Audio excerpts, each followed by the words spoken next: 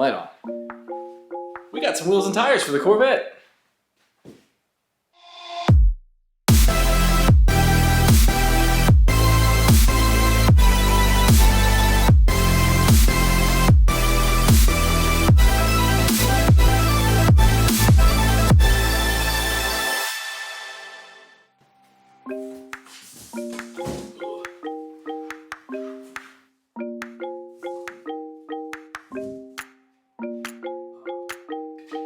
I'm so excited about these.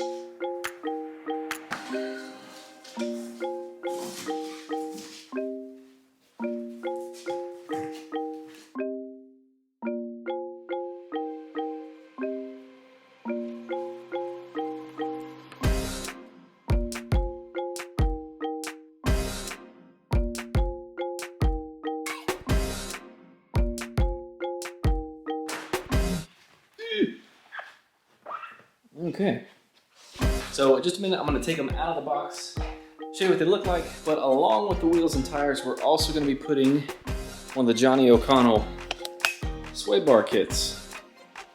Super excited about that. We'll talk about that in just a minute.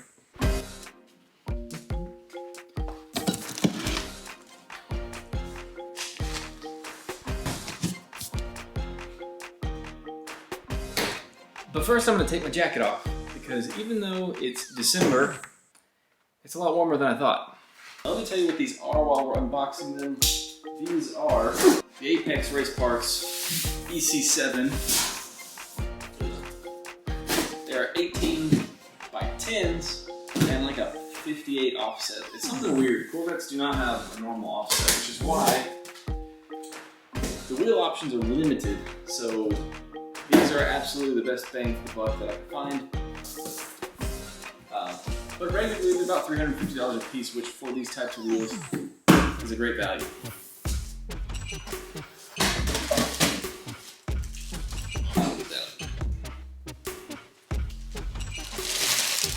So these are the wheels.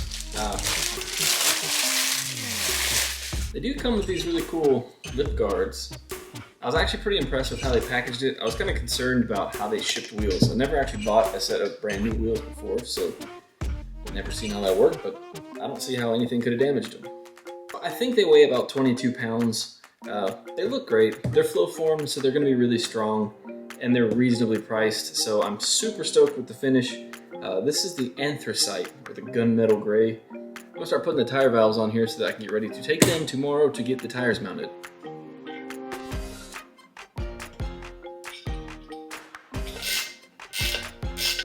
One down, 3 more to go.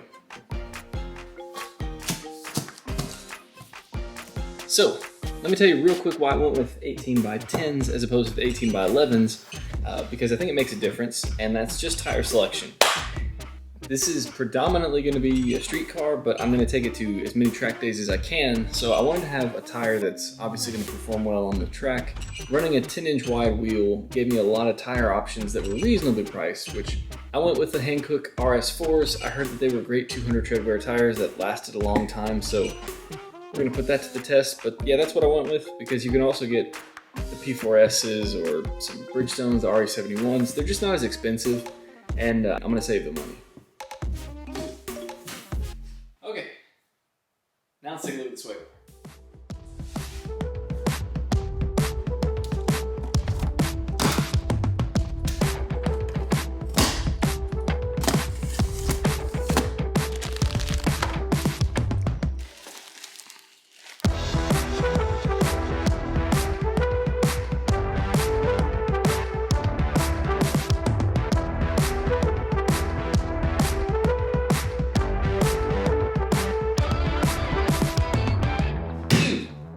So we just got back from the tire shop. We just got the tires installed on all the rims. So I'm gonna jack the car up.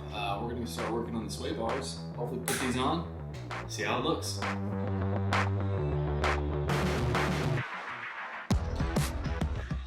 Okay, so we got the car up, we got the wheels off. This is actually quite simple. There's only just a couple things you need to unbolt and the whole thing drops out pretty simply and pretty easily. So let's get some light in here so we can see. So here is the actual sway bar right up underneath here. As you can see, there are 4 bolts holding it to the front subframe, and then it's connected also here on these end links.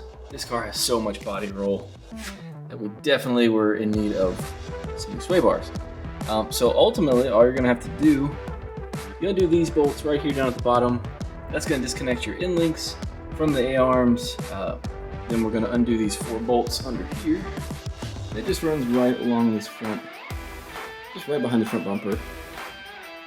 Not too hard to find, really easy to get at. Pull the wheels off, undo these 4, and the new one should bolt just about straight up. So let's get to it.